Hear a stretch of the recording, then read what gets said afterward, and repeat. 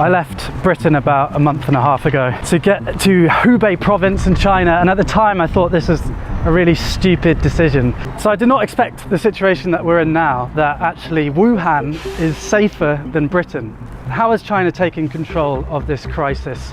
Well, I've been living in Shanghai with Wu Ming for the last 3 weeks. I want to show you a bit of an insight into life here in China at the moment, and in particular 3 things the Chinese government have done to control the crisis that I think would be pretty hard in Britain. It's not all sunshine and daffodils. I'll talk a bit about the darker side at the end of the video. The Chinese government collect an immense amount of data about their citizens, and they're using it in novel ways to tackle the coronavirus.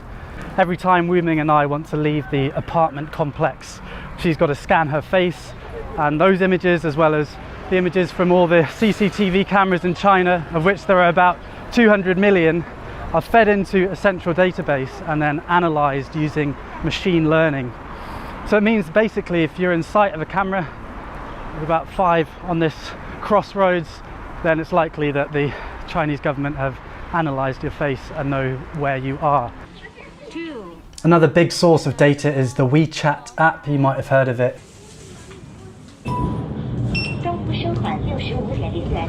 So that's WeChat. It's social media and your debit card all rolled into one super app, which is really convenient, but obviously also tracks. So the state know where you are, what you've bought, and what you're saying to friends. That's just the status quo, and the Chinese people generally know about this. The images you see are actually from the state media. But they're using this data to try the highest tech epidemic control ever attempted. So if you get ill in China and you go to a hospital, the hospital will register with the authorities, and the authorities will pull your name down from this big database. And they have an algorithm that will be able to tell you all the different places that you've been in the last 14 days and all the people that you might have been in contact with. So the bread that you bought with the WeChat app, the baker now will be notified that they have to self-quarantine for 14 days. And the people that you were next to on the flight, they now have to self-quarantine for the next 14 days. Every single citizen has a code, red, amber or green. I guess you are yellow. Why? Why? Because you come to Shanghai, not have 14 days. I'm a green. Safe. But if I'm yellow, shouldn't you be yellow? No, just you are yellow. Maybe next week you are green. Good. Some city only green. You can drive car on the road. If you the other colors, you can't drive on the road. Yes. This does seem to be working because you can identify and contain hotspots before they get out of control. And it means that people can continue working if they're not at a risk of contamination, and then self-isolate if they are. We're in Shanghai, which is about 500 kilometers away from Wuhan, and the city's been locked down for months now. I mean, it's beginning to come back to life a bit.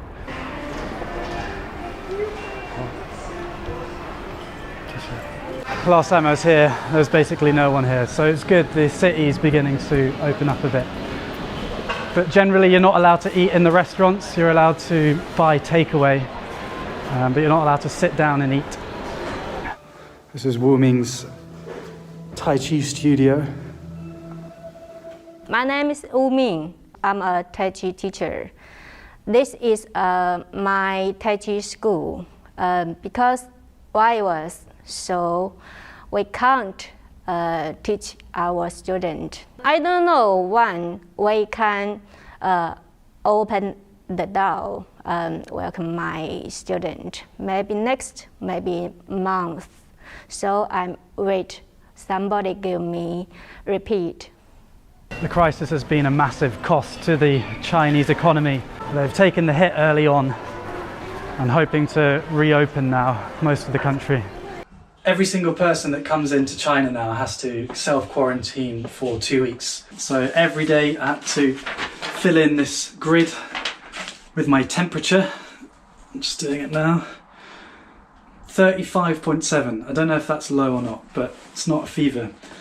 and any flight coming into the country is screened.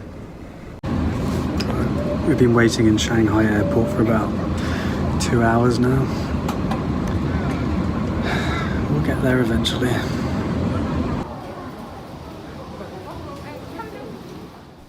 Compare that to Britain, where many flights left Italy, the centre of the European outbreak. On arrival, not even temperatures were taken.